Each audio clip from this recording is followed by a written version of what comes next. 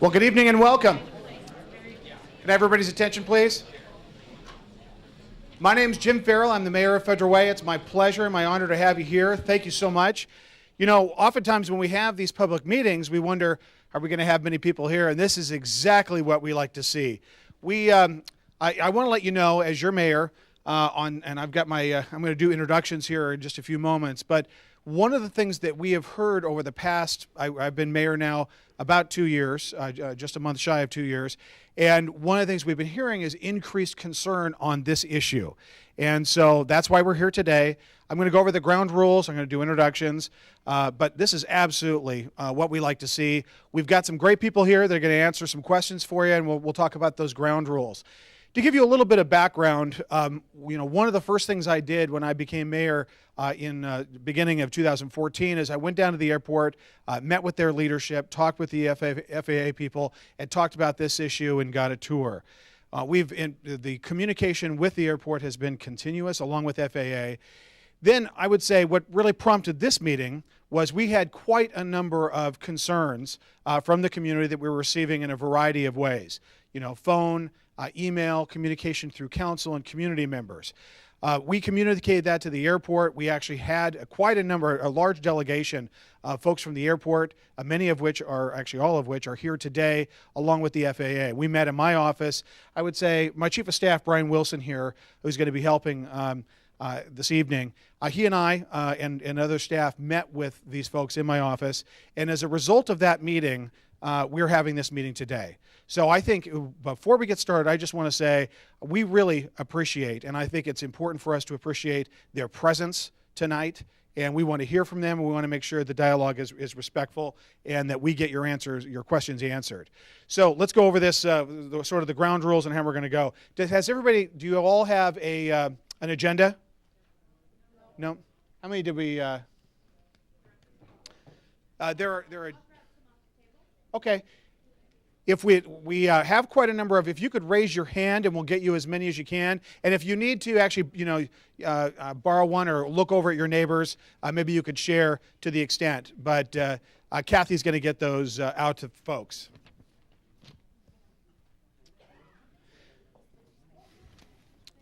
So we have the stations in the back. And when we're done with this meeting, the personnel from the airport and the FAA are going to go back to their stations. I got to get my readers out so I can actually read what's on the page. Sorry, hold on. So the stations, if you want to stay after that, or if you want to meander back there during the meeting, there are a number of different stations. Noise abatement procedures and noise monitoring. Number 2, contours, noise remedy, boundary, part 150 recommendations. Number 3, airport growth and regional economic benefits. Number 4, Port of Seattle environmental programs. And number 5, FAA. So those programs are in the back. So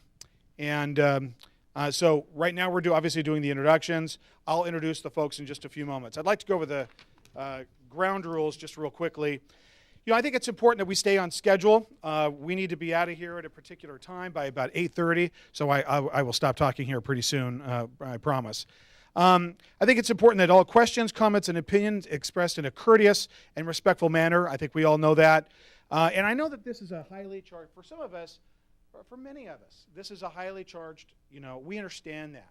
But what we want to do, thank you, Judy.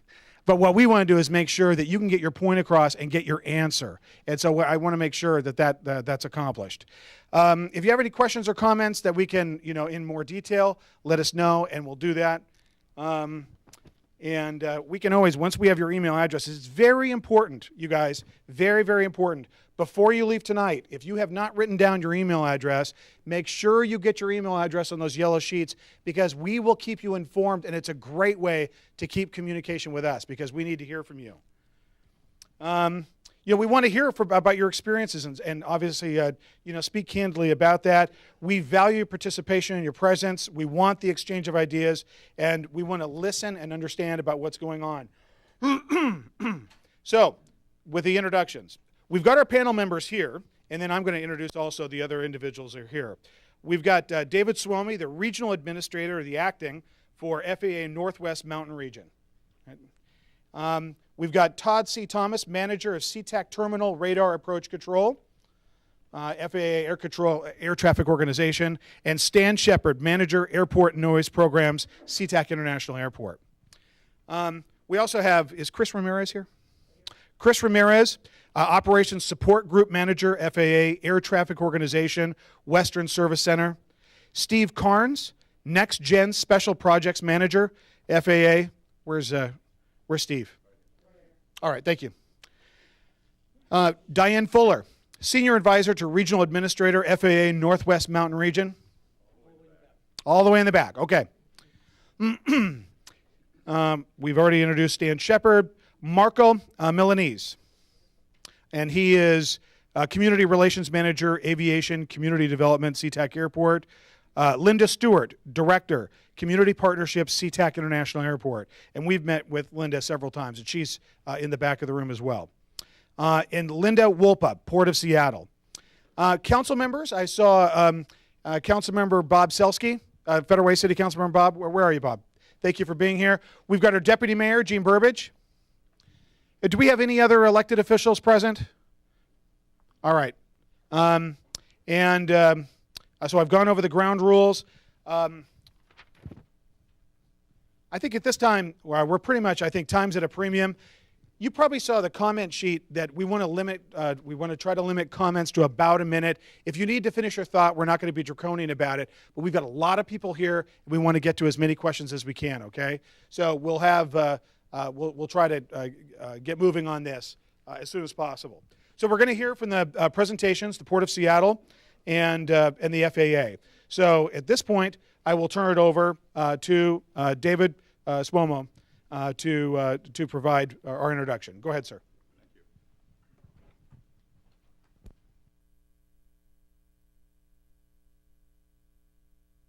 Okay. Well, thank you very much. Again, my name is Dave Sumi. I'm the Regional Administrator, Acting Regional Administrator for the Northwest Mountain Region. And I'm going to ask that Stan go ahead and kick it off. He's got the first slide, and it's going to bounce back to me. And then we're going to go ahead and get into a little bit of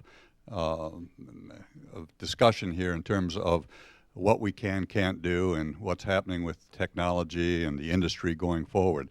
But I certainly want to thank everyone for showing up tonight before we begin to come out and share your experiences, your views with what's happening so we can better understand. We're here to listen tonight and to try to seek that understanding.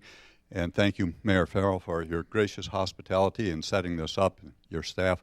We appreciate it very, very much. With that, Stan?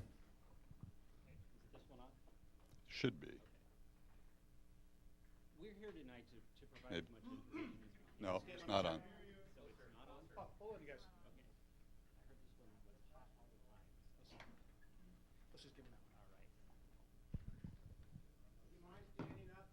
Sure, I can stand up, no problem. In fact, it gives me a little bit of maneuvering here to do. We're here to provide you a little bit of information. So I know we're going to present a lot of things to you. So if you have questions during the end, we would be glad to answer them for you. And we'll be out, like we said, at the stations. The staff and I will all be out there to be able to answer most of the questions that you have. Just to give you a little bit of perspective of the different agencies that are here tonight, we have the Port of Seattle, which is what I'm with, and we are the ones that actually operate the facilities at the airport. So the runways and the terminals, that sort of thing is what the Port of Seattle operates. We're the ones designated to provide the community outreach and the information on noise programs, where airplanes are flying, why they're flying there, that sort of thing. And we implement noise mitigation strategies, which I'm going to talk about here in just a little while. And then I'm actually turn it over to David here just one more time to go over the FAA's role. Yeah, thank you, Stan. Just to be clear, the FAA's role in all of this is that we are responsible for managing the national airspace system. Everything that moves in the air ultimately is under the control and with the responsibility of the FAA to have the safe and efficient operation in the airspace and to and from the airports. I want to mention airports because that's one of the factors that comes into giving us more or less flexibility depending upon the area, because we do operate a system of airports.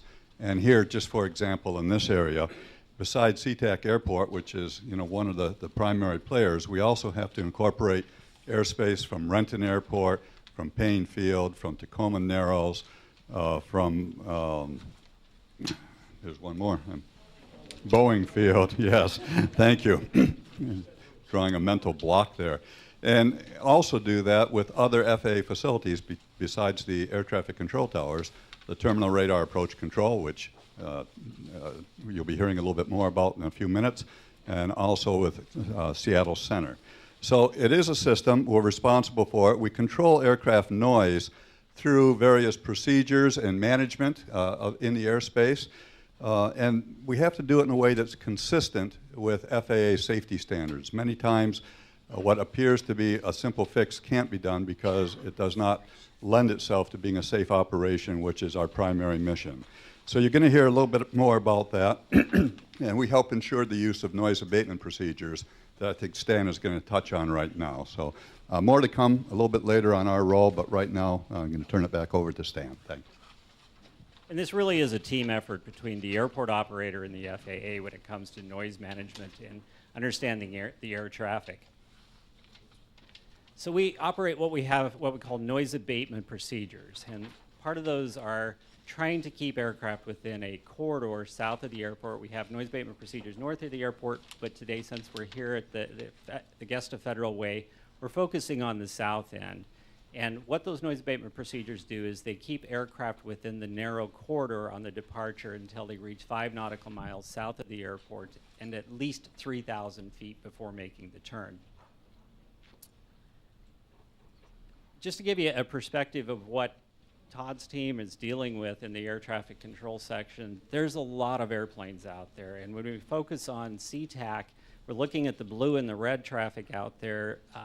The blue is also mixed in of Boeing field traffic. That's a lot of traffic to manage on a daily basis, and to try to keep them all separated for safety and efficiency getting into and out of these airports. So they do a great job on managing that, and they're going to talk a little bit more about how they do that here in a second. The airport is responsible for what we call a Part 150 noise and land use compatibility study, and we just completed this in 2014. What that is through the Federal Aviation Administration regulation, Part 150 of that regulation, it gives us a detailed guide in how we can go about providing mitigation to the community and understanding the noise impacts to the community. It's typically a 5-year plan, and it's really a comprehensive evaluation of the noise environment, and then it gives us those recommendations on what we can mitigate on the ground for the impacts of the airport. We had a very robust public outreach program with the Part 150 project.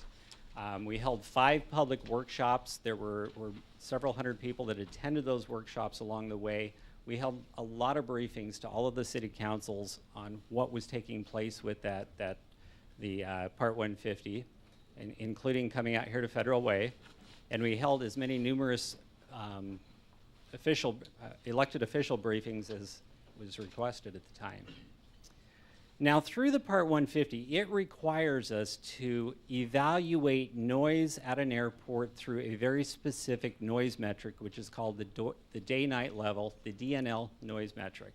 That's a noise metric that it gives us an annual average of all aircraft that fly in and out of the airport. So on a yearly basis, we know how many aircraft fly in and out of the airport, what aircraft type they are, where they're flying to, what engines are on that aircraft, that sort of thing. And they have some very robust computer models that'll generate some realistic noise models that gives us the impact on the ground. That also adds 10 dB. It's a penalty to the nighttime operations from 10 p.m. to 7 a.m. So in other words, it's kind of quiet during the nighttime hours. They put a penalty on that nighttime dB of 10 to make it just a little bit more realistic on the nighttime hours.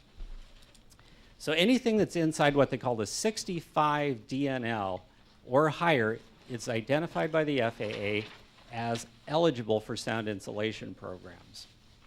So what that looks like is a contour around the airport of all of the noise. It's kind of like an elevation contour. You've probably seen those before. This is just a noise contour with the same kind of concept. What I placed on this is in 1998 is an old contour for that year when we published the noise impacts for that year. It was very large, and that included what I put up here is the picture on the top right. It included a lot of those old 737s, which were extremely loud aircraft. So back in that time frame, what's that? Did I say 737s? Yeah, my mistake. I meant to say 727 up there. But that was the very, very loud aircraft at the time, and that was the predominant fleet mix for Alaska Airlines. All of the 727s are now out of our fleet mix, and they've replaced those with the 737s. And what we see down on the bottom also is we're seeing a larger fleet mix coming into the airport now. So there's a lot of 777s and such that are coming in, and we're seeing a lot of those too. Based on the newer, quieter fleet at the airport, that contour has now shrunk. When we looked at the contour within the 2014 timeframe to the 2018 timeframe up there, it's a lot smaller than it ever was in the past because aircraft noise levels are getting quieter over the time. And that's based on technology. The Boeing and Airbus are making aircraft a lot quieter over time. So you can see where that extends out into the community there. So anywhere within that red line now, we have as eligible for sound mitigation programs. Sound insulation programs, they've been in place since 1985. We've insulated about 9,400 homes, about $300 million for that. We've done 246 condominiums, 8 Highline schools, spent a lot of money on sound mitigation around the airport. Noise monitoring, we have noise monitors on both sides of the airport, but again, since we're here, we wanted to make sure we understood what the noise monitoring was south of the airport. So we have quite a few noise monitors all the way down into the Twin Lakes area. Just to be clear what a noise monitor does, it really helps us give information to the community on what a noise level for really one specific event would be. It's not used to change those noise contours, and it's not really used to do anything with the sound insulation program. The FAA does not allow noise monitoring data to be used in that fashion, so it's more of an informational thing to a community. As we probably, as you may have heard, we've had a runway under construction. Our center runway had to go completely down to the ground and be rebuilt, so that was underway for the last few months. And we've got a few more weeks of work to get that back up and running, but we've had a little bit of different arrival and departure patterns coming into the airport, and you may have noticed a little bit different with that. So arrivals coming in are on the left side, and they're the red. You'll see they're coming into the eastern and westernmost runways, and then the departures are on the south end, all off of the easternmost runway. It's the longest runway, and Todd will give you a little bit more information on how that works here in just a minute. What's different today? So we have a few things that have happened throughout the years, giving us a little bit of understanding of what's different in the noise environment and the aviation environment. We have technologies. So it's GPS-based technology is what we call performance-based navigation. It's really a GPS-based navigation, and Todd's going to talk a little bit more about this too. So there's several different components of that, and he's got some slides to show you that. The main thing that's really happening, and I want to drive this home, if there's one thing you want to hear right now, is that we have a lot more operations at that airport. So there's a lot of demand on the airport.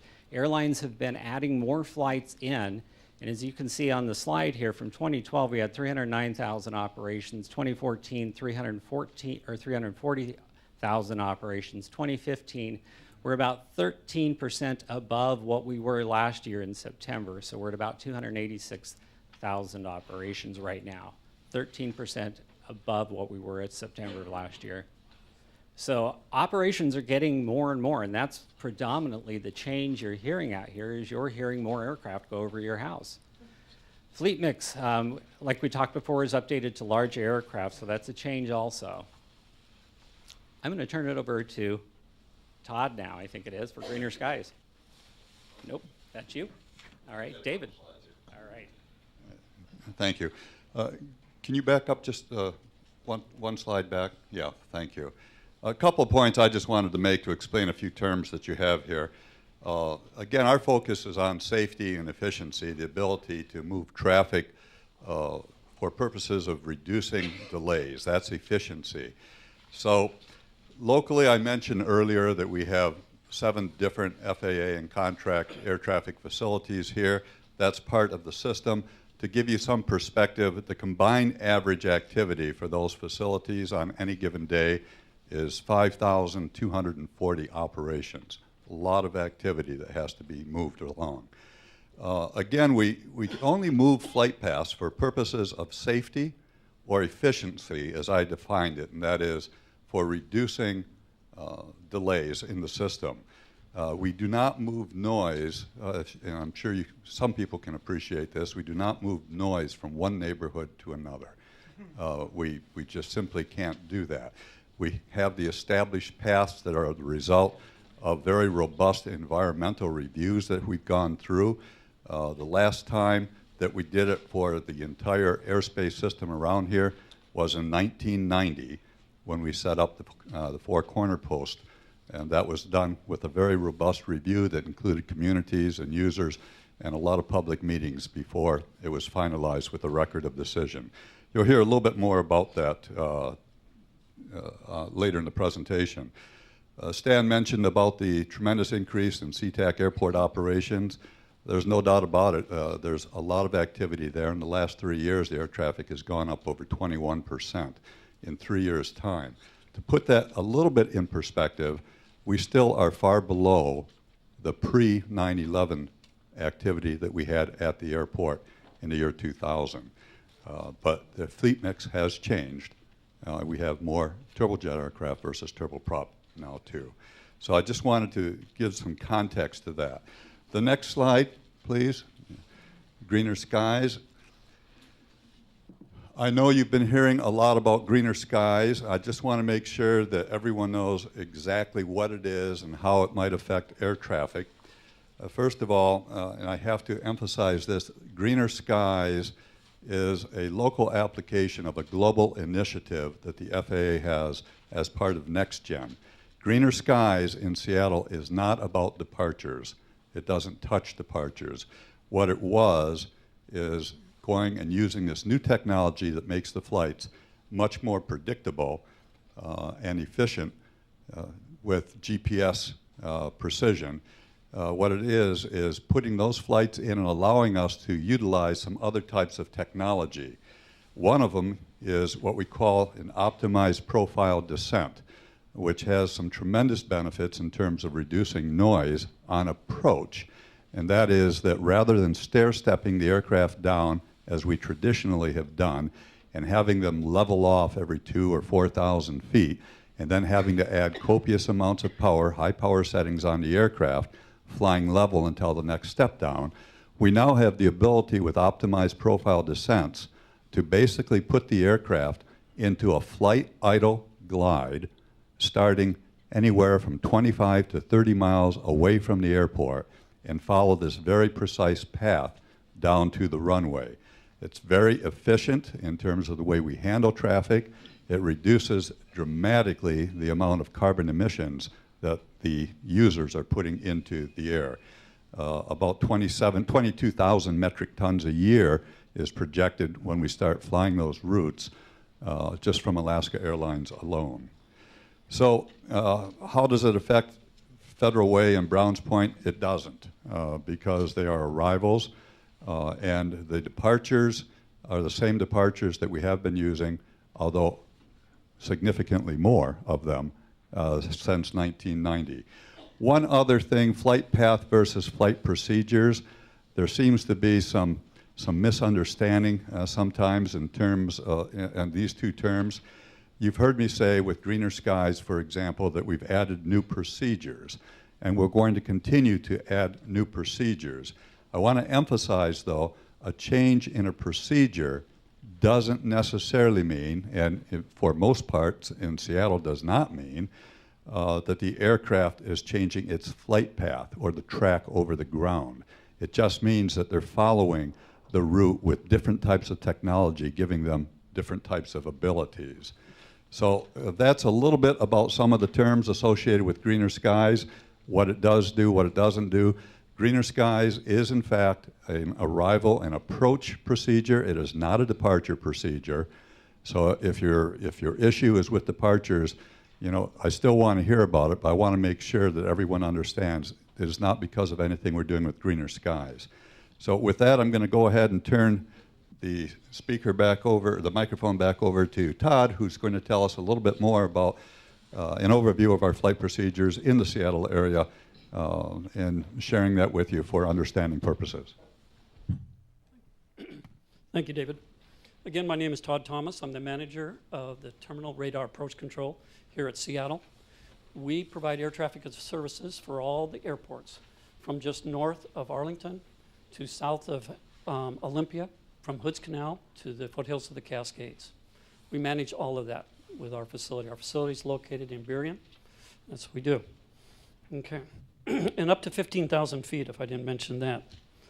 This evening I'll be speaking about the departures off Sea-Tac in a south flow and the arrivals to Sea-Tac in a north flow as they pertain to the city of Federal Way. I'll touch on the procedures and technology such as greener skies and how those changes affected air traffic. I'll try to clear the air on what changes have actually occurred. And I want to make a couple of corrections already on something that Stan said. He was talking about the noise with the construction, that flight patterns changed. They did not change. The assignment of runway, the final that they flew, changed, okay? They still came straight in, but the number of airplanes that landed on the outboard runway or departed on the inboard runway, that changed. But the flight patterns around Federal Way or around the city or Seattle or anywhere did not change, okay? I want to correct something that David mentioned about greener skies, okay? He talked about that they start 25, 30 miles out. We're up to 100 miles out now. The aircraft start down around Portland when they're inbound. We cleared them, the Seattle Center and Route Center out at Auburn clears them for the approach, and they start down on this glide, this idle thrust glide, okay? But they don't fly it all the way to the ground. We're not there yet. And then I'll talk about that with some of the slide presentations of how that's working. Mm-hmm. Okay. Let me just go to the next slide here. I'll go back to one of Stan's. See. Okay, it explained a little bit about north flow and south flow. The depiction on the left, the red, that is north flow, that's arrivals. We call it north flow. They're arriving from the south but landing north, and we're taking off north. That's what I refer to north flow. The depiction on the right is south flow. That's where we're departing to the south and traffic is arriving from the north and landing south. We are 70% south flow throughout the year. The rest of the time we are north flow. The majority of north flow comes with nice weather. So the majority of north flow is July and August. Okay? Not what you want to hear, I'm sure, but that's what it is, okay? What decides the flow is weather. Particularly it is the wind decides. And that's when we have the majority of north wind is July and August. All right, let's talk about the departures. We'll talk about the blue lines here. As you can see, the percentage, we'll talk about the percentage in which direction they go. Every departure, every jet departure off of Sea-Tac that departs south touches Federal Way. Okay, and I'll get into detail of where that actually happens. But every jet departure touches Federal Way, the city of Federal Way. Okay. The percentages, when you look at the blue and what goes to the west, okay, we pulled a day's worth of traffic this last October 30th, and there were 395 jet departures. All jet aircraft depart straight out to a common fix located 5 nautical miles south of the airport, which is real close to 272nd Street, to explain that, okay? And they begin their turn on a departure procedure. Except southeastbound aircraft. They start their turn at 11 nautical miles, roughly wild waves.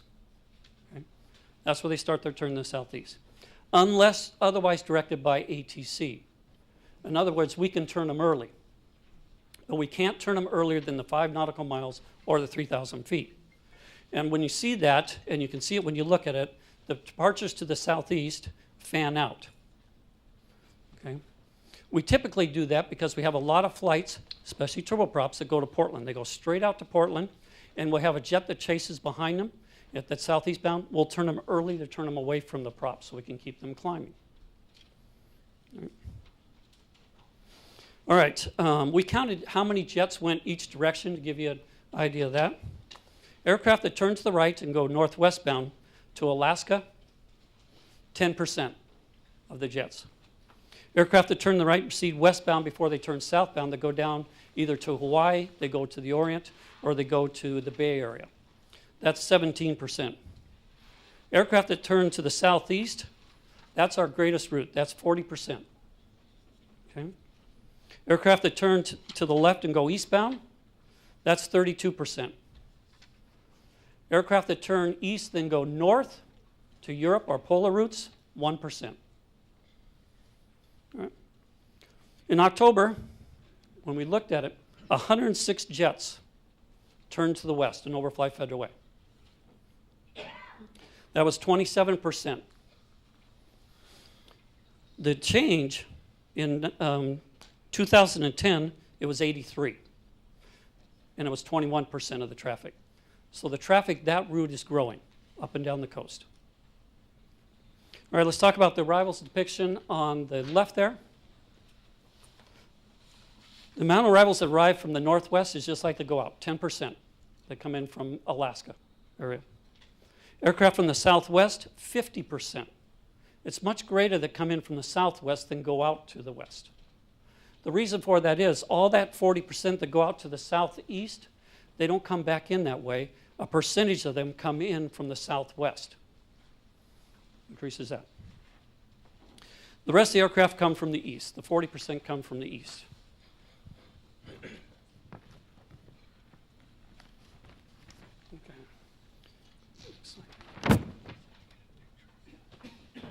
All right, I'm going to talk about the departures. These are some radar tracks over the city. And I'm talking about the westbound departures. But keep in mind, I'm not showing the southeast or the eastbound departures. But what I talk about the west, the jets do the same that when they turn to the east. The same points they turn, the same altitudes. They're just a mirror image on the east side. Okay? So here's a sampling of radar tracks of aircraft northwestbound or westbound that are on 3 standard instrument departures. 2 of the departures are RNAVs. 1 is a legacy or heading to join. They're flying fixed to Vegas using ground-based equipment. Okay. That's what we have out there, but even if the aircraft is flying a ground-based or a legacy type departure route, they can be using their RNAV equipment, their GBS equipment. Over 95% of all the jets that we work in and out of Sea-Tac have that equipment on board. They're capable of flying that. There are a lot of different types of equipment. Okay? It's all GPS. RNAV was basically the start of it. We have PBN, which is a performance-based navigation. It's still RNAV, but it's RNAV on steroids to describe it better. Okay? It's much more precise. And then there's different levels of that as far as the precision. Okay, we'll go to this. This is one of the misconceptions is because they fly the RNAV that it is much more precise than the old legacies.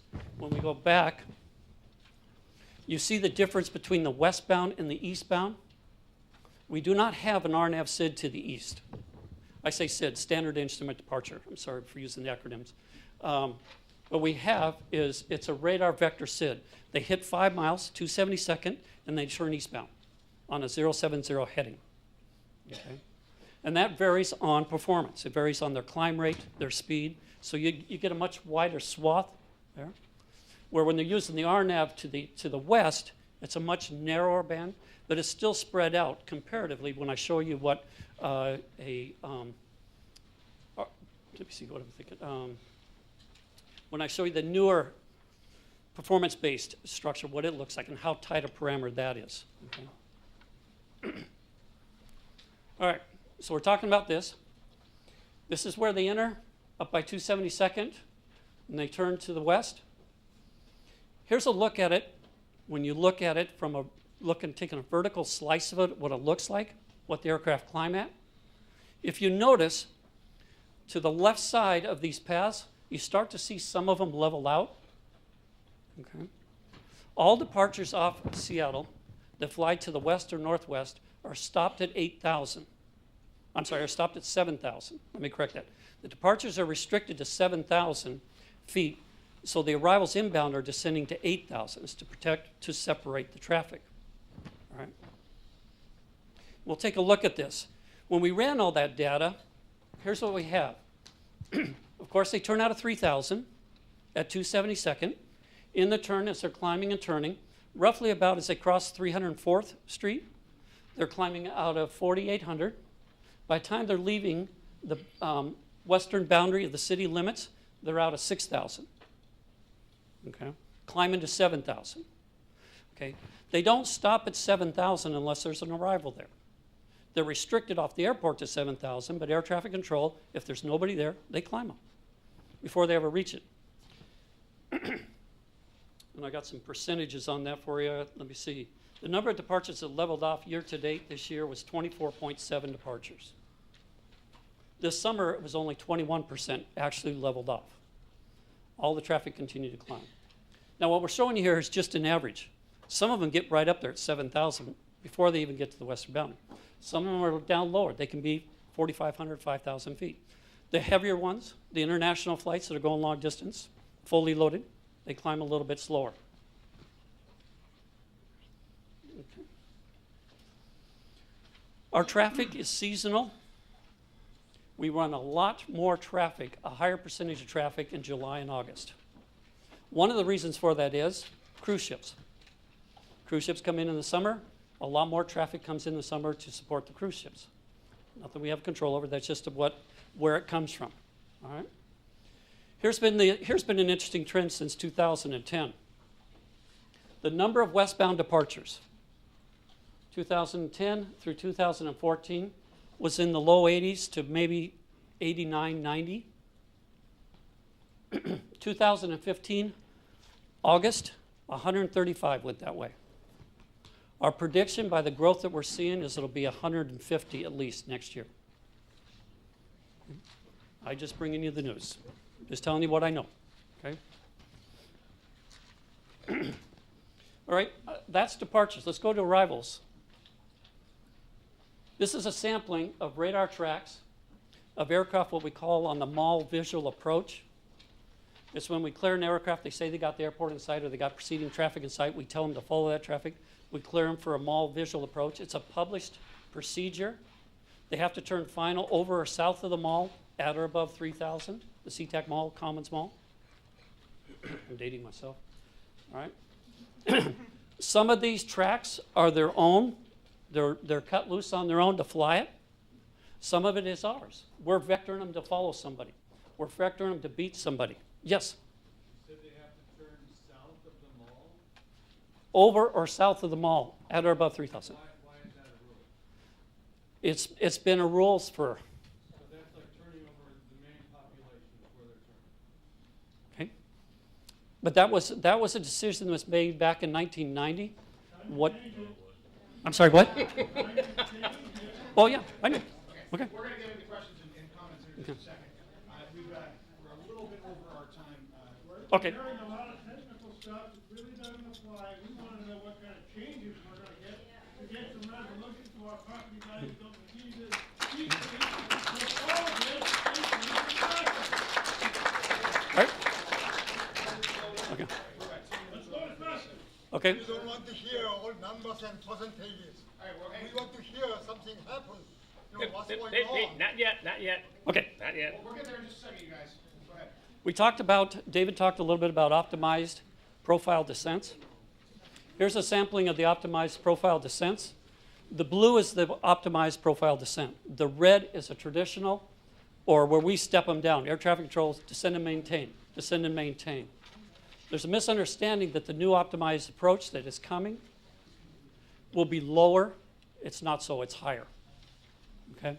And actually, the descent profile is higher. But the area you're concerned with is basically below 5,000 to 3,000. That's where they're in the realm of federal way. All right.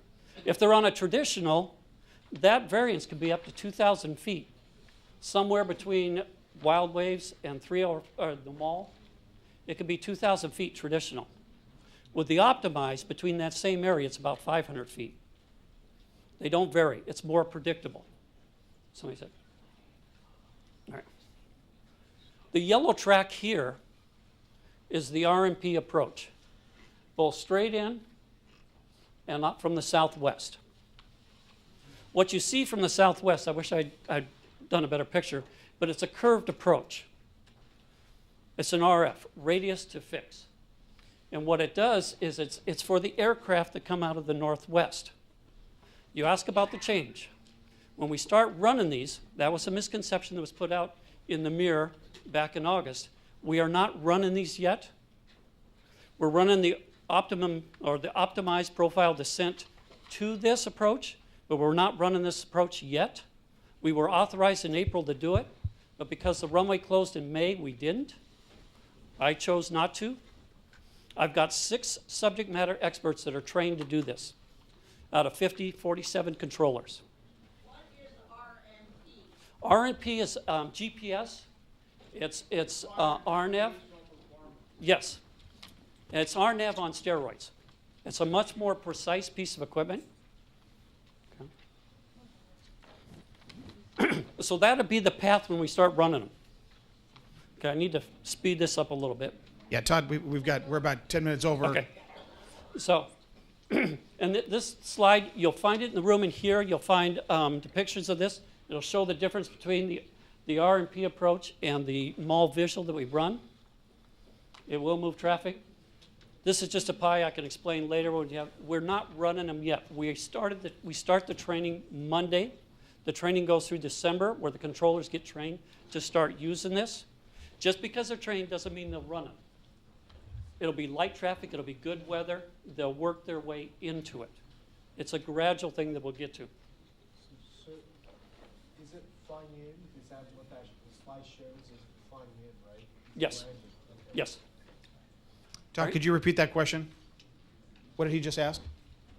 Oh, was that slide showing it's flying in? Yes, that's an approach. That's an arrival, that's what I was showing them. All right. Yes.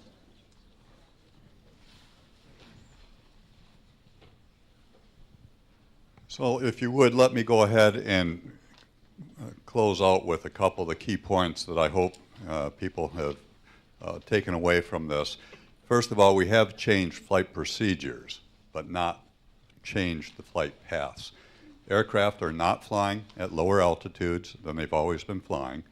One of the biggest things that's contributing to the perception, well, not the perception, undoubtedly the reality of increased noise, is strictly related to the numbers of increasing aircraft. And there's very little that the FAA can do about stopping commerce, any more than we can go and clear up the traffic on I-5 by telling people they can't fly. The only time that we can move flight paths is to be done for safety or the stringent efficiency that I mentioned, that is for delays. And the last time that we've changed flight paths over the region was in 1990 when we put the 4 corner post in. And we've been abiding by that for the last 25 years. It was after a very robust EA process, environmental assessment process. So, and then finally, you heard a little bit about the technology. With the increasing sophistication of technology, the aircraft flight paths are becoming more precise. They're not quite as dispersed as they used to be in some instances, but that has quite frankly been happening over the last 10 years. It's not a new phenomenon that has been happening of late. So I think that concludes the key points that we wanted to have with takeaways going forward. At this point, we have some time for public question and answer. Thank you very much. And thank you very much for those presentations. All right, now the most important part of the evening is to hear from you folks. We've got the yellow sheets. How many, does anybody else have a completed yellow sheet that we could pick up and we're going to start calling people? Anybody, any other yellow sheets?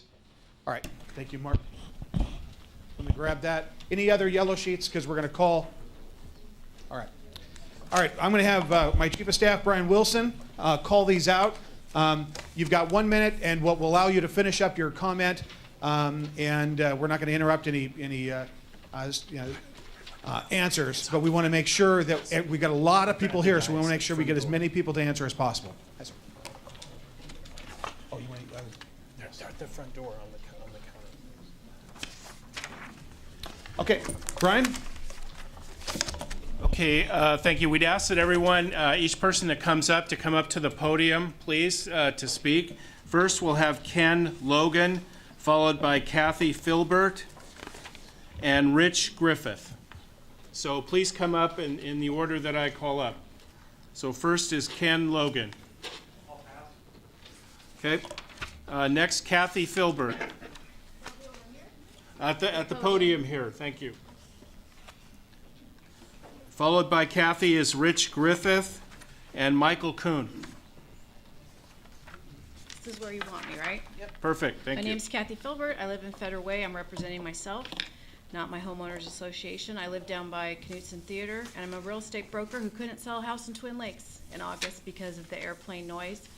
I understand all the statistics that were presented. I don't care if it's a 777, 777, a 737. My dad worked at Boeing. He promised me those planes were going to get quieter, but if you put them, and I disagree, even if it's more traffic then and the elevation hasn't changed, then we need to have a great noise abatement program, because if you look at Sky Harbor, Phoenix, Orange County, San Diego, all those people have a great noise abatement program. Sky Harbor's still working on it, where they take off at a higher elevation and turn further out. So I would encourage everybody here, we need to work with our city council to work on noise abatement, because sometimes it's a nationwide problem. There was an article last week in the Wall Street Journal with the FAA, and I think it's important to remember quality of life takes precedence, and the noise pollution we're suffering. I'm going to take an extra second. So you said, Mayor, at the beginning, to say something kind of personal. I've lived here 20 years, and my dad works for Boeing for 25. I'm a huge plane advocate, but there has been a change. Last week, I recorded 3 times between 12:30 in the morning and 1:30 in the morning where I woke up. And the reason I woke up was the plane was turning over at my house, and I don't care if it's statistics or it's lower or what it is, they need to turn higher, further out. Woke up my dog.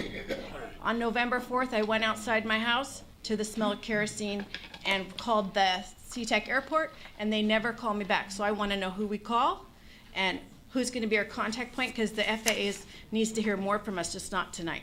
Thank you.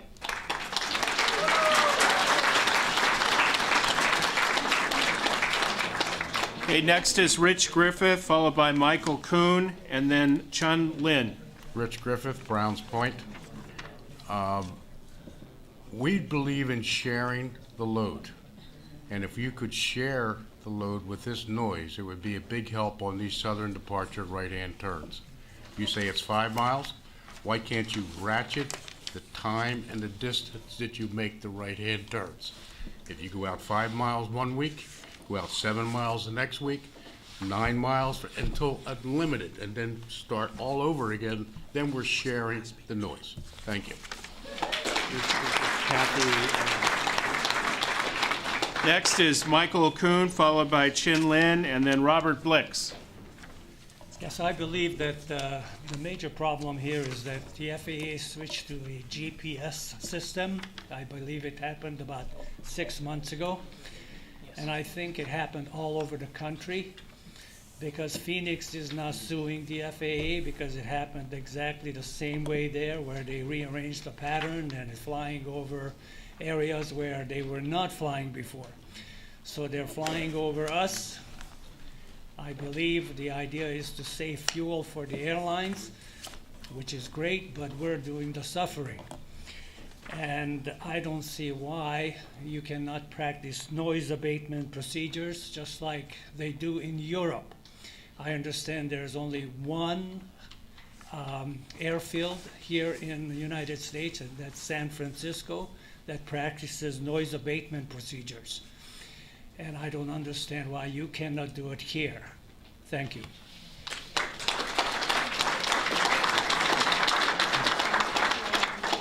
Hi, my name is Chung Lin. I live in Marine Hills. I bought the house last year and moved in earlier this year. And then I noticed that during the summertime that the airplane flies directly over my house, or between my house and my neighbor's house, just straight shot, as almost led in by a laser guided system, or it is that. And that's why, to me, when I saw that you said the GPS on story, that just worried me a little bit more, just because my house is pretty much lined up with a third runway. It will fly right over my house. If it's guided like what you show, it'll probably be right over my house every single time it lands. And it's just a worry, because during summertime, the noise is like a spigot.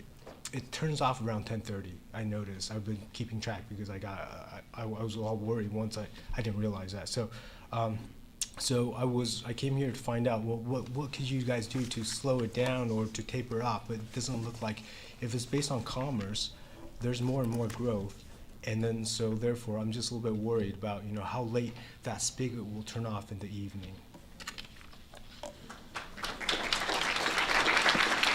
Okay, next is Robert Blix, followed by Lloyd Doctor, and then Gary Grant.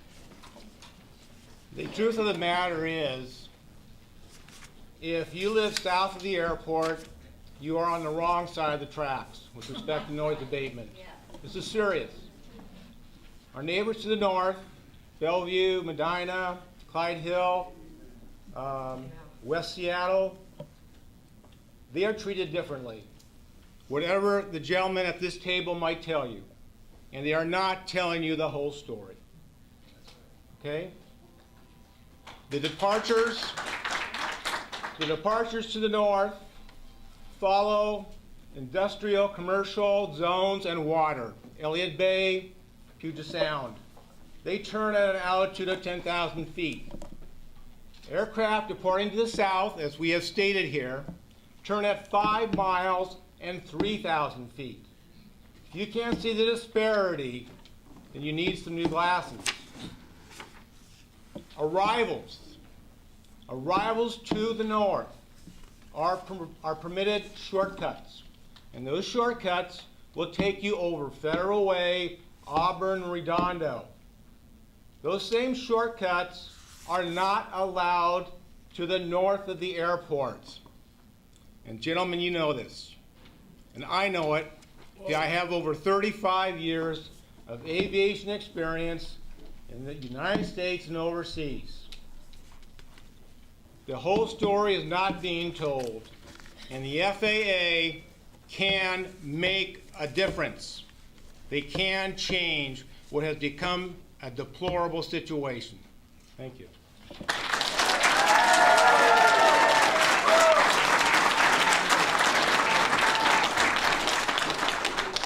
My name is Lloyd Doctor. I'm from Browns Point, and I was the Federal Way representative when the four-post plan was put into place, and Sea-Tac had their Part 150 program.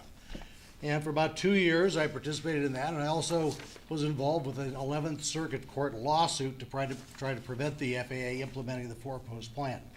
I can tell you, these are all nice people, but they're basically committed to doing nothing. They'll use safety, they'll use a thousand different, they'll tell you about these precision approaches. They're all bad for you. They're just concentrating traffic over a few people's homes. So if you really want change, you have to go back to what went wrong in 1990. And that's when we changed from the original turn system, which was just like it is to the east. The original turn was an altitude-based turn with a lot of radar vectors. And they went to this ELMA departure, which is concentrated at 5 miles. And it just spits everybody directly to a 5-mile point, turns everybody, and it maximizes the impact on Federal Way.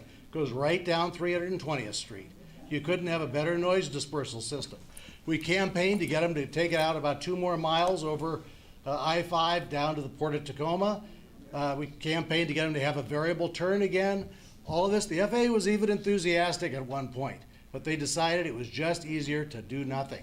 And I can tell you, they're committed to do nothing. And unless the city, as an institution, gets involved, nothing will ever happen. It takes the cities to do something, because we're just a bunch of noise. We're good entertainment. They're letting us vent our upset feelings. But when this is over, that's pretty much what's going to happen. So good luck, City of Federal Way.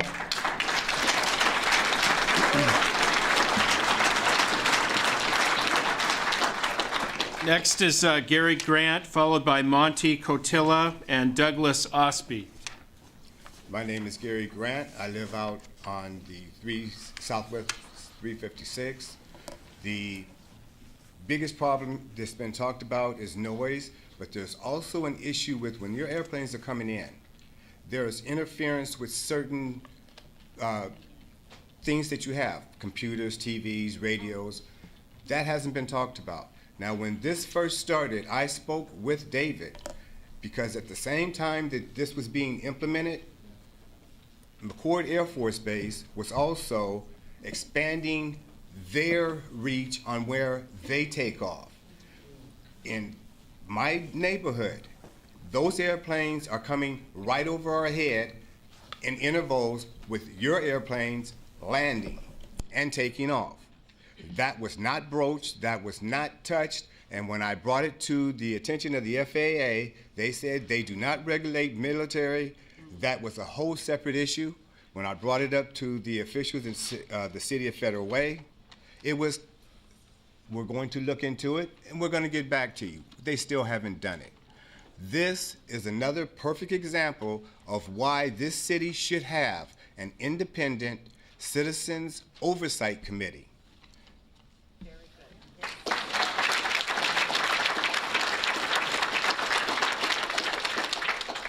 is Monty Cortella, followed by Douglas Osby and Jeffrey Morris. Hi, my name's Monty Gutilla, and I live in the Twin Lakes district of Federal Way. A lot smarter people than I have been up here, and I believe spoken the truth, especially when they're talking about their knowledge of the jet industry and things that the FAA has not done and has done. Earlier this evening, I spoke to some of the members, and I said, I hope something good comes out of this meeting. And I said, you know, the Word of God says hope doesn't disappoint. And I hope I'm not disappointed in the FAA and what comes out of this meeting. Right now, from what I heard, I would probably say, shame on the FAA. You need to listen to your people, represent the people, and do the right thing. Thank you.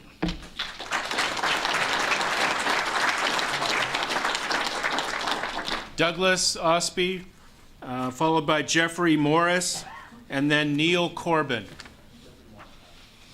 Pass. Yeah, a friend of mine was a 747 pilot back in the 80s. He used to pride himself on bringing his plane from 30,000 feet or whatever he was flying. He'd pull back all 4 throttles and he would glide in to the airports. Now, if one person could figure that out in 1980 something, why is it taking you guys so long to try to figure this out now? And I was down to Fife the other day, and I'm not sure what the mileage is, but it's got to be pushing 10 miles from the airport. There's airplanes that are down, it looks like you could hit them with a slingshot. And their wheels are down. So there's a lot of drag in that plane. So they push them throttles up, and them 737s come screaming through there. Why can't they leave their wheels up until they get 2 to 3 miles from the airport and then put them down? And another thing is, when planes are taking off, I was told that after they get up to 3,000 or 4,000 feet, that they can back the throttles off until they get away from all the people living underneath, and then go ahead and punch it.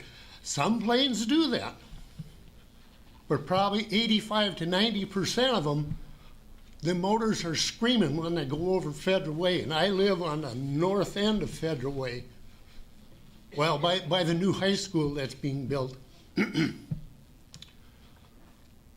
they just full throttle all the way. They don't have to do that. Thank you.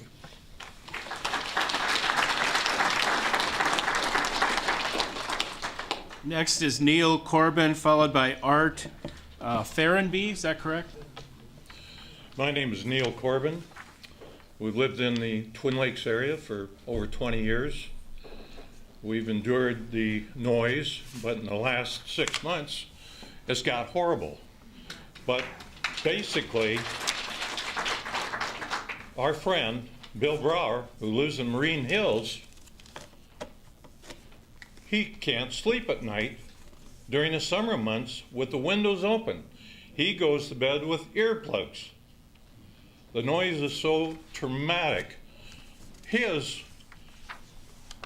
home, he claims, has depreciated by $100,000. Real estate people next door that are trying to sell a home, a realtor pulls up and the client gets out of the car, a plane flies over every 90 seconds, they get back in the car and they leave. The whole point of this is our homes are going down in price, and nothing is being done about it. The FAA could do something about it. We could introduce takeoffs maybe around 2,000 feet. That would take you out over Des Moines, over the water, and it also would go east over the industrial area. There would be a minimum amount of homes that would be injected, and there would also be the ability to clean up that, pay the people for their homes. We would have the planes over the water. We would not have the same amount of noise. Once again, going into these other cities, like somebody mentioned down in California and Newport Beach, Orange County, I used to fly in and out of there all the time, and we had a noise abatement system down there. It wouldn't quit. Again, thank you very much for your time.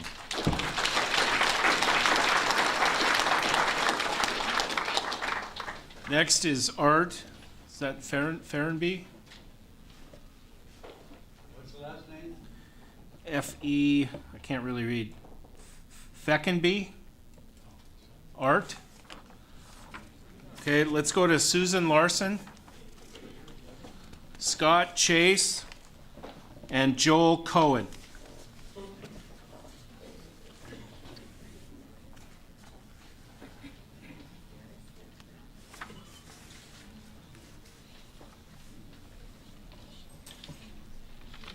I'm Susan Larson. I've lived in Federal Way in Marine Hills for 25 years, almost at the corner of South 300th and 8th Avenue South.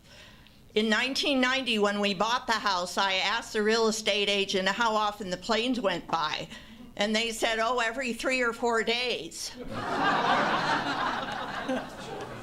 I did live under the flight path of the Renton Airport. Well, there's no, that's putt-putts.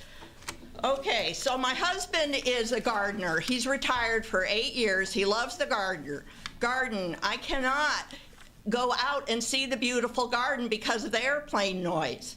Marine Hills is one of the best neighborhoods in Marine Hills. It looks out over the water, should be beautiful. I take a walk, and there are airplanes all over the place. Most of them go over 9th Avenue and 10th Avenue. Some go on 8th Avenue. There are planes that go right over my house. I'm 68 years old, I don't sleep well, and I hear the planes almost all the time. Maybe I get a quiet sleep from 12 to 3 in the morning. So I think your noise monitors are not where they should be.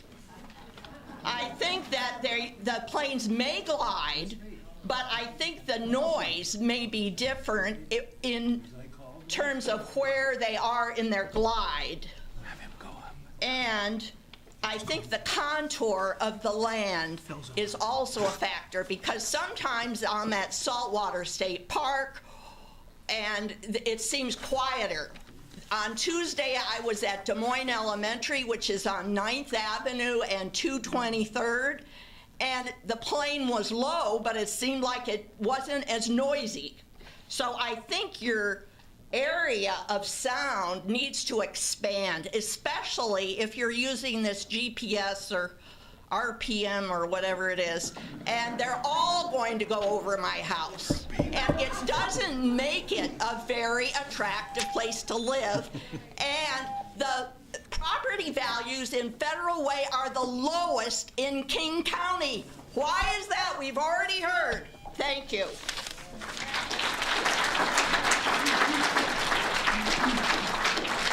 Okay, next, I had just destroyed his name, but it's Art Felsenberg. Yeah, good evening. Art Felsenberg, Twin Lakes. I worked at Boeing in the mid-'60s. We did engine testing in North Boeing Field. Guess what? The people up at Beacon Hill shut us down. We had to move to Renton. Then from Renton, we had to move to Tulalip. And Tulalip, we moved to Boardman, Oregon, because of local pressure on the Boeing company. I worked at Boeing 37 years, 16 years in flight test, so I know all this technical data you're talking about. I would like you to know that Phoenix is suing the FAA because of noise over a pretty ritzy area. And I feel that Federal Way should sue the FAA also, because there's no reason that you folks can't have the airplanes go another 3-4 miles south over Fife or down over Commencement Bay, where it's less populated, and you'll be at a higher altitude, less noise. And by the way, there's an airplane that comes by, probably a cargo, 747, older style engines, old 90s, JT90s, 2-4 in the morning. It's so noisy, it wakes everybody up. Why don't you control it? I don't know, but there's a military airplane or two also that's pretty noisy.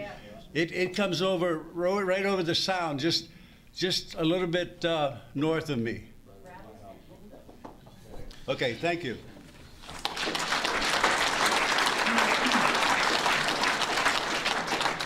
Next is Scott Chase, followed by Joel Cohen and Jeff Cox. Hi, my name is Scott Chase. I live in the Campus Woods area, second place and 327th. I think it's deplorable that departures to the north are treated differently than departures to the south. You know, you mentioned that this was redesigned in 1990 and the city has grown greatly and the density of population has grown greatly in this city. And it continues to grow. Things need to change here. There is so much noise.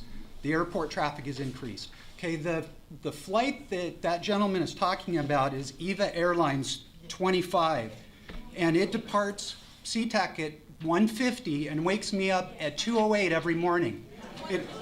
It's a 747-400, I believe, and I've called the Port of Seattle, and they said that they get constant complaints about this flight. And I encourage you all to call the Port of Tacoma and complain about EVA Airways Flight 25 at 2:05 in the morning. So this is the kind of thing, is that if we had flight patterns to the south that were similar to Seattle, all of this stuff would stay over the industrial part and I-5 corridor, and it should follow the same approach, the optimized approach that's coming in through Fife, and go out that direction and quit torturing these people. I'm at 400 feet. Browns Point has a radio tower and such. I mean, these are high elevated areas that you've now put all of the traffic over. And the traffic has increased. I've been here 30 years. It's increased. It's tripled since I've moved here. And it's expected to go up another 50% in 10 years. Something needs to be done. This is unacceptable. And the FAA to only consider efficiency and safety and not consider us and our quality of lives is unacceptable.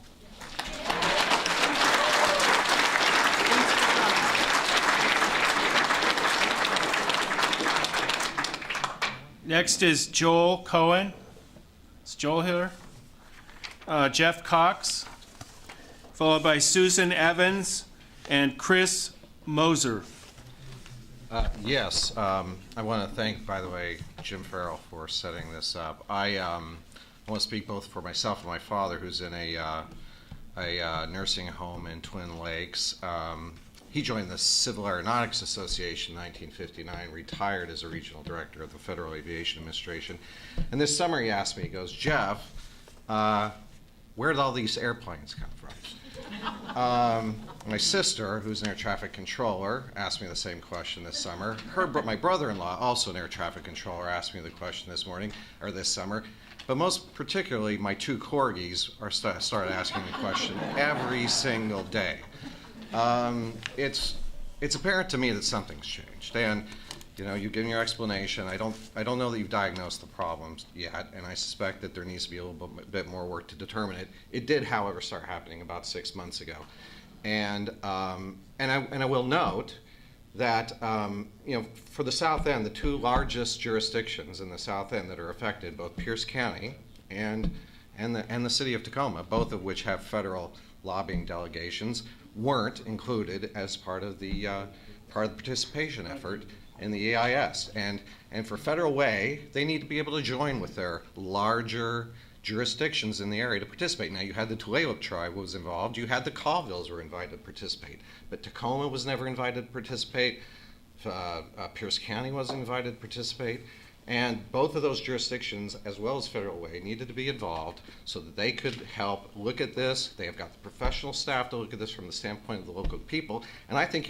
your system basically failed, and at least from a public outreach standpoint. So number one, I think it needs to be revisited from that standpoint. Number two, you've got some sort of a problem going on because you sit out there and these planes are lower, and I've just witnessed that myself.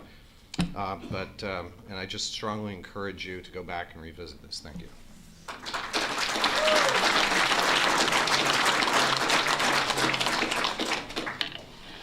Hi, I'm Susan Evans. I live in the Ridge, which is fairly close to a lot of the communities people have talked about tonight. And one of my biggest problems is not arrivals, it's departures. Where we live, and it seems, I'm sure everybody else feels the same way, but it seems as though it's right over our house, is where the turn happens, and then they are ascending. And so during that, of course, they're increasing their engines. Our house literally vibrates. Everything shakes. The windows are shaking, glasses are shaking, and it's most noticeable, of course, between midnight and 5 a.m., where we regularly wake up. Not just my husband and myself, this gentleman's corgis, my two German shepherds are very upset about it. And by the way, I measure noise for a living, and I can guarantee you the noise is above 65 at my house at night without the 10% penalty, or 10 dB penalty. Thank you.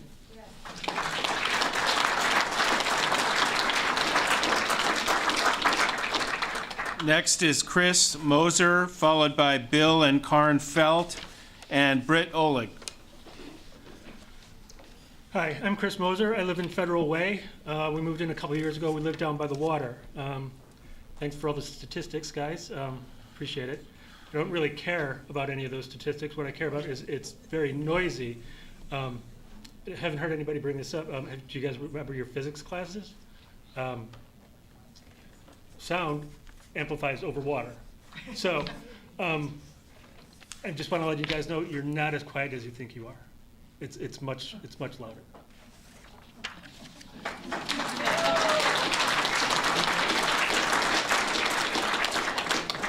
Got Bill Felt, Britt Oleg, and Virginia Marquardt. I'm Bill Felt, a 45-year resident of Marine Hills. I've had a request from somebody else in the audience who would like to know what the number of the line to call is. So if that can be announced before the end of the meeting, that would be terrific. I'd like to talk about the 70-30 mix that there is, departures. We get 70% of the departures, and the North gets 30. As we sit in Marine Hills, I think we have to have white caps on the water coming from us on a north wind before the planes will actually land to the north. It seems to me when there's no wind, the planes are departing to the south. When it's 5 or 10 miles an hour, the planes are departing to the south. And it seems like somebody to the north has more clout, putting more pressure. We've got more port commissioners. We have no port commissioners from the south. And we're getting screwed.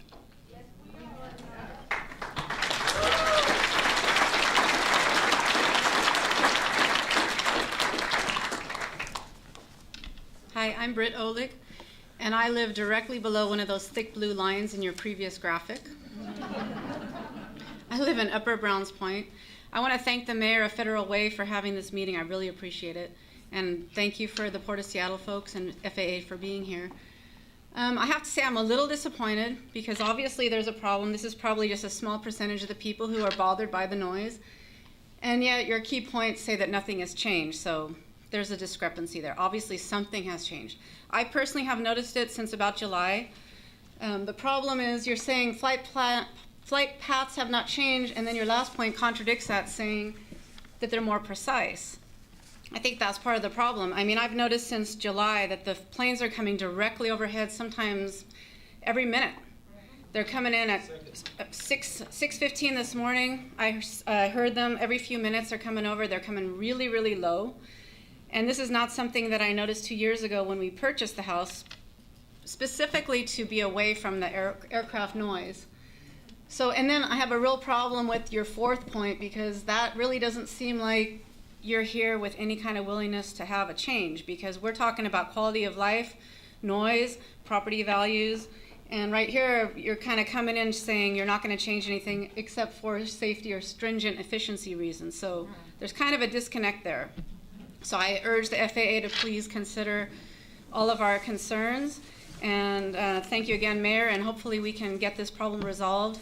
Oh, the other thing I just wanted to mention quickly, when you look at that map and you see there's very few houses. If you make the turn to the west shorter, you're going over maybe just a couple houses, but you're going down to the longest part over Browns Point so that you can affect the most houses possible.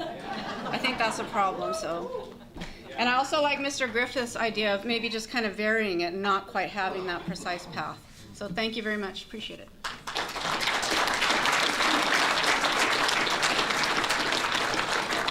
Next is Virginia Marquardt, followed by Harry Larson and Peter No.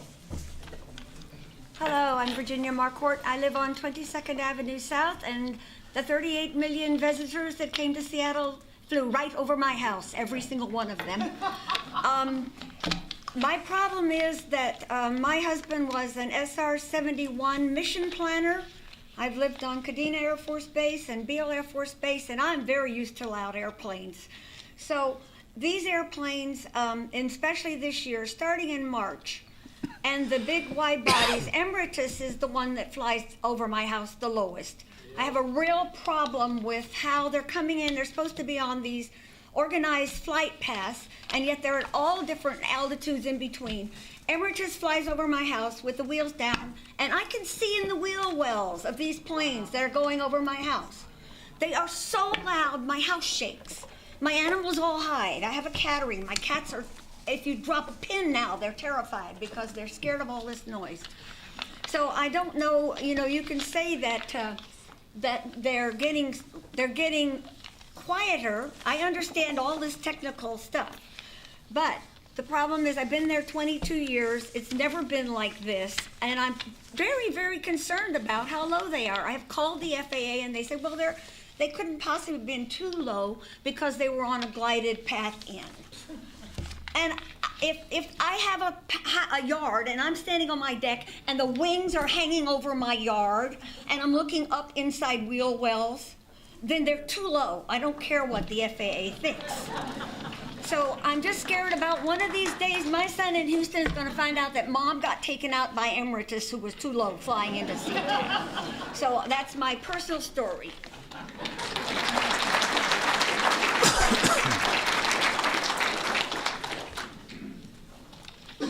My name is Harry Larson. My wife talked about 20 minutes ago, gave her point of view. She thinks the airplanes are flying directly over our house. I disagree. I think they're only about 2 blocks away.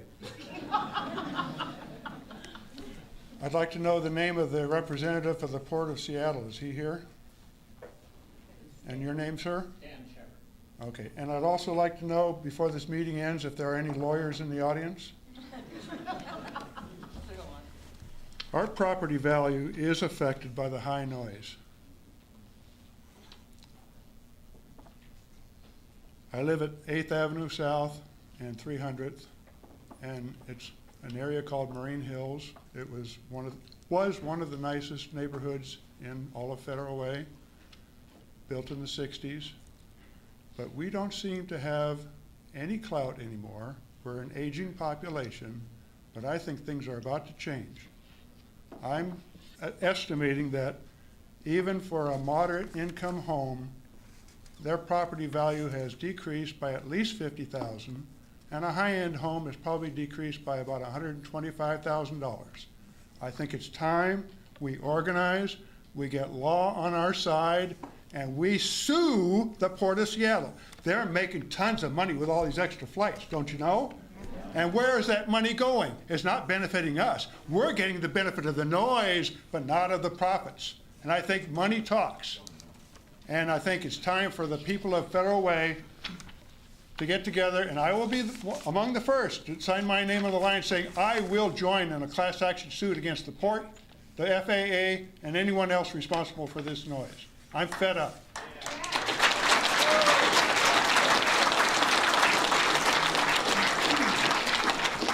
Next is Peter No, followed by Jan, Jerry, and Susan Peterson. Hi, my name is Peter No. I am living in Federal Way more than 40 years. Also, I am Vietnam War veterans. I served in 1970 at Vietnam War. 5 years ago, I moved to Marine Hills Way. But I didn't know at the time that much airplane noise. So we couldn't stand that leaving that place. So I tried to sell my house by internet quietly. There's 2 buyers there. Then they come and sitting down, then listen to the airplane noise. They reject it. The one guy next day signed the contract buying my home. Then the next day he come here, no, I don't want to buy because of that airplane noise. That situation happened. Why we, especially Marine Hills residents, suffering that economically and physically and emotionally? Why we suffering while Port of Seattle and the airplane companies making tons of money? I urging you, you have to insulate windows, triple thermal windows, all Marine Hills Way homes, and compensate that. I urging you that. Thank you.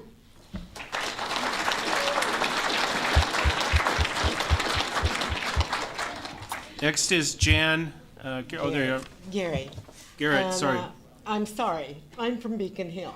I came here because I'm with the Noise Task Force for Beacon Hill. And a lot of things have been happening. We are now involved as a Noise Task Force with the City of New York, Boston, Phoenix, and San Francisco. All of them are very involved with their senators. Now, if you talk to the Port of Seattle, Stan will be one of the first ones to tell you, we can yell and we can scream and we can complain all we want. Our airport was built years ago, long before all the population came in. It was chosen because it had less fog than other areas. It also had the space and the land that they had to deal with are the runways. Now, the 3rd runway was put in several years ago, and at that point I had gone to one of the meetings at Sea-Tac where they had promised all the noise isn't going to increase. Well, of course, we all know it did. But I do want to tell you that what is taking place politically, in order for us to get our muscle back, is you're going to have to vote. You're going to have to demand from your senators that they go back to Congress and fight for states' rights. Orange County is grandfathered in, And they have noise abatement procedures, and they also do not allow aircraft to fly in or out during the evening and more early morning hours. Tokyo, a city way larger than Seattle, does not allow flights in after 11 at night and till 7 in the morning. Trains, no commercial traffic. So this is happening in a city that is wealthy and they are making money. So I urge you all to contact congressmen and try to get states' rights back. When you get your states' rights back, then you have a voice in Congress to tell the FAA, to tell the Port of Seattle, no more flights. Not only because of noise pollution, but your air pollution. I don't know if any of you are aware of it, but the EPA has done quite a study in New York and at Heathrow in London.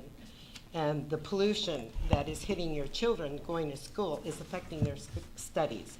So there's a lot of things to consider, and I really urge you all to please try to get your state's rights back and get rid of this.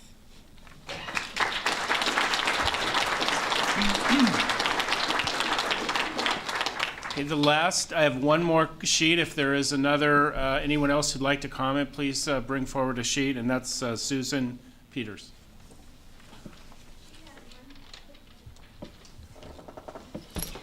I'm speaking as an individual from Marine Hills. I live on 6th Avenue South and 298th Street.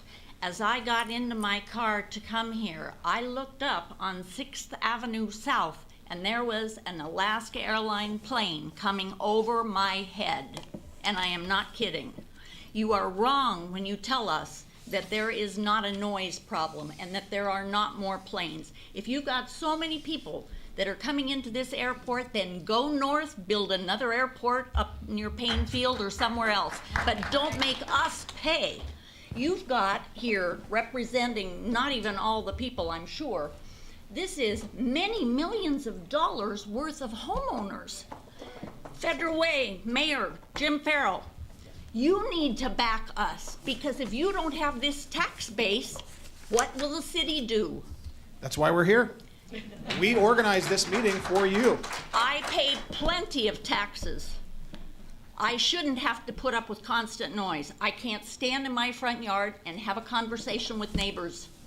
I can't be on my deck and have dinner with friends. My TV, every time a plane comes in to land, pixelates the screen. Now I pay $80 a month for my gosh darn cable TV. Are you willing to pick that up? Of course you're not. This is ridiculous that you make all of us put up with this all in the name of the gosh darn Port of Seattle. It's not worth it to ruin the quality of all of these people's lives. Thank you.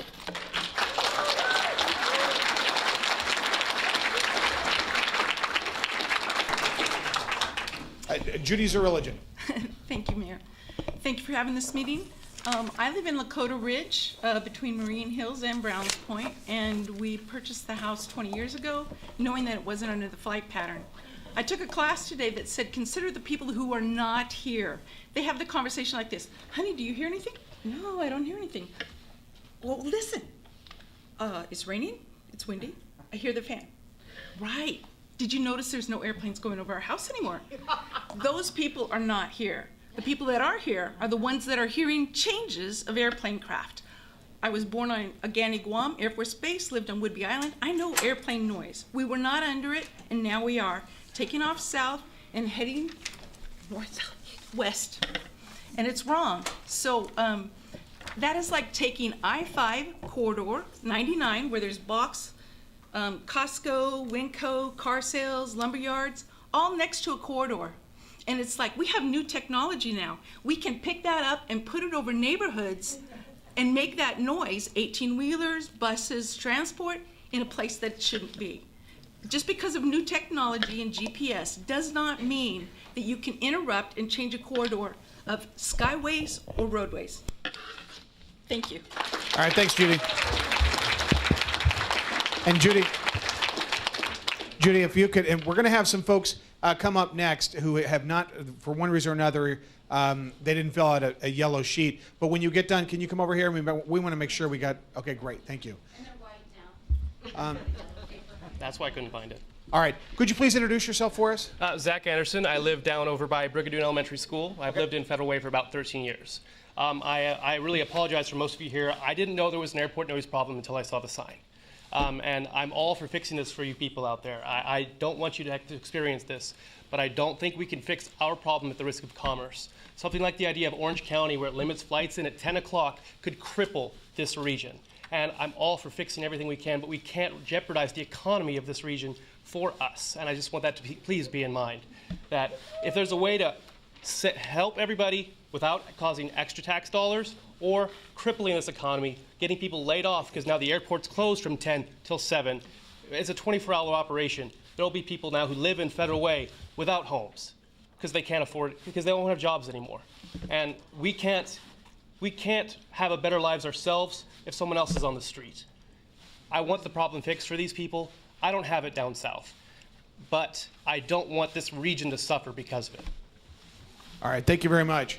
Now we've got another individual who didn't get a pink sheet, a yellow sheet. Sorry, during their council meetings they were pink, but for this meeting we did yellow. We had another gentleman, sir, in the back. All right, go ahead. My name's Kenneth Peralt. Live in Twin Lakes area. Yeah, we get hammered by both the commercial and military, and seriously, those McCord jets that are coming in, big cargo containers, whatever they are. I could throw a rock and hit them, seriously. But the odd thing about those is that they will make sharp turns where they can be yet almost a mile south of where I live, and then others will go way on past. I'm sure they're hitting well up into the upper north end of Federal Way, and they'll make their turns. It's unbelievable. That's just the big military planes that come in as well. But I did have a concern about Moses Lake. I remember years ago, they always talked about Moses Lake was going to be a huge replacement for Sea-Tac, that they were going to build a commercial international port up there. I don't know anything about it. I never hear anything more about it. Is that dead? Are they going to do something up there? Well, one of the things we're going to do, I'm going to talk about follow up to we're going to get answers to all these questions. I'm going to talk about that as soon as we get done. All right, we've got one more. Brian? I've got John Hall.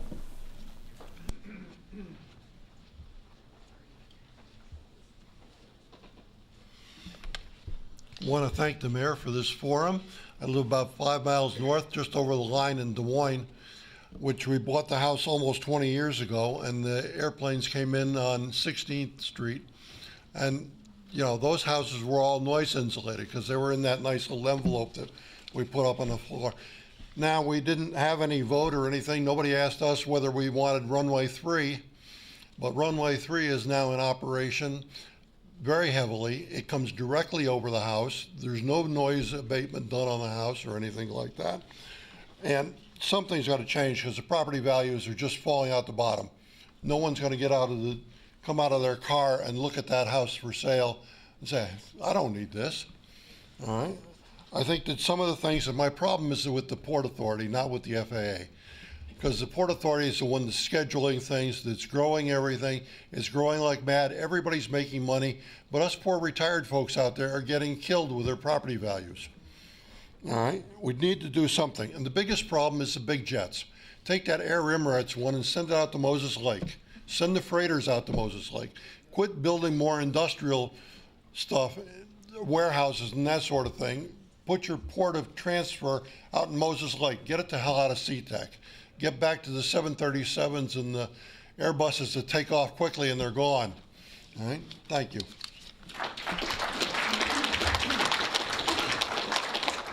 All right. When we started this evening, I said we're going to try to keep it on time. We're 10 minutes past when we said this meeting was going to end, but we wanted to make sure we heard from each and every one of you. Couple things. In the front of the room, if you have not already signed in and put your email address, that is how you're going to get the answers to your questions. We are going to start a dialogue. I think Susan White was talking about, hey, this is the responsibility of the city. You're darn right. That's why we're here. We appreciate the fact that the folks from the FAA and the airport are here, and I'm going to turn it over to them just real quickly to see if they have a brief answer to some of these questions.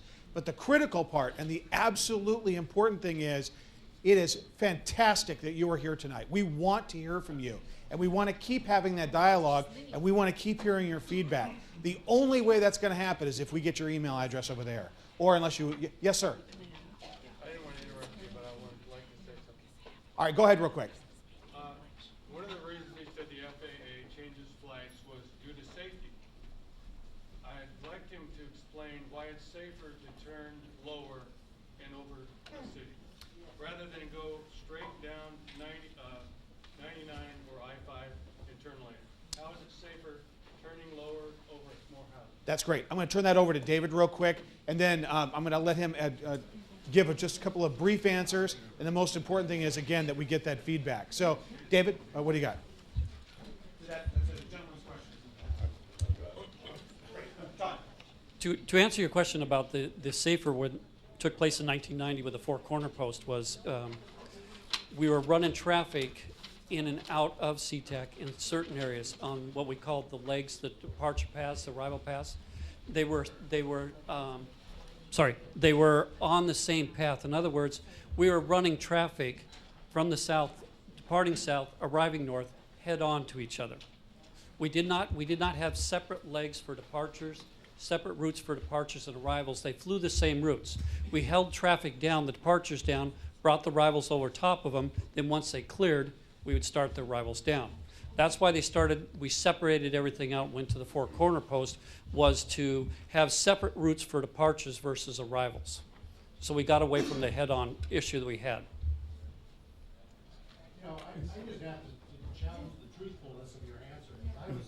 I have an instrument rating. I own an airplane. Okay. I participated in the four at the time it was the four-post plan. I forgot exactly what you call it. But what happened was routes that had been dispersed that resulted in traffic going farther south, expanding out on radar vectors, got concentrated. And we all got really angry and sued you guys. And the port acted really angry but never did anything. And then we end up back here again. We just have the same problem, and this precise navigation is intensifying what was really a bad outcome. You could do what you do going east, going west. You could do what you do on the north end going west. You just have to go a couple miles farther to the port, or you can just fan the traffic out. And I think I don't know why you guys can't respond to that. You do it on every other departure. It's only the west that you've got this very linear traffic flow. Before you answer that, next time I can hand the microphone over, my IT guy just said that the folks watching on TV aren't going to be able to hear that. This is going to be replayed. So I can hand you a microphone. We've only got a couple more ability to do that, but thank you very much for that. Go ahead, Todd. Okay. 38 years in the FAA.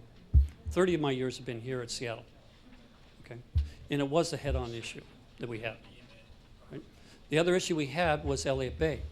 All the traffic came in Elliott Bay. It didn't matter if it was coming from the south, the east, the west. And the aircraft, we were think of it as a zipper. We were blending them in together like we do on Final today, except we were doing them in a turn and airplanes were belly to belly. It was not safe, and that was one of the reasons why we went into where aircraft 24/7 came straight in and straight out at the north end. Okay? The south end had a head-on situation where everything went out the 158 radio, everything came in the 158. Yeah, we still dispersed them east and west, but there was a percentage of traffic that went straight out and came straight in, and that's why we went to the Four Corner Post. But you are correct. The fanning to the east, all the departures, procedures that we have are the legacy standard departures of vector heading, except the two to the west. Okay, we have two other ones that are being rebuilt that are just for noise abatement in the north flow. So just as a simple city request, the city would just say, let's look at getting a fanned departure and taking traffic another mile or two down people would be much happier.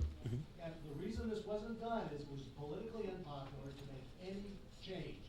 I was told at the port meeting, the reason was, we'll just get somebody else that's angry. But at some point, the city has to become a good broker and figure out the best thing for Federal Way. And if you could focus the question, you'd get out all this. These are nice people. Sure. They need somebody that's a pressure point. Thank you. You know, I think we're right now at 8:45, you guys. One of the things I want to make sure that we've got an opportunity for you is that by the time 9 o'clock rolls around, our personnel, these folks here, and our personnel are going to need to go. So I want to make sure there's opportunity for individual talk where you can go back to the stations as well. So, David, is there anything else you want to say to kind of round it up? No, I just wanted to say. Okay. Stand by. Actually, can I call on Michael maybe, or one of the staff that knows that? Okay, 206. I'll give you the hotline number. The hotline number is 206-787-5393. 206-787-5393. Is that right, Tom? Okay. Does somebody answer that phone, or is it recording again like the last time? If it's during the daytime hours, you have an option to hit a number and it'll go directly to the staff in the office. Yes. We are committed to calling everybody back. 206-787-5393. David, you want a few last words?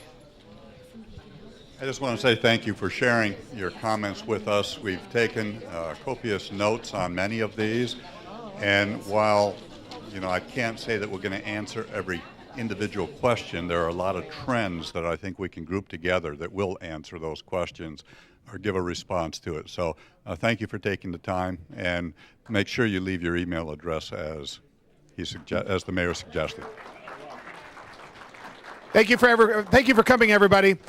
Linda Stewart's number, the director of the Ports Community Partnerships, is 206-787-7983. 7983. 787. All right. You guys, thank you so much for coming. Make sure we've got your email addresses, okay? Have a nice evening, and thank you.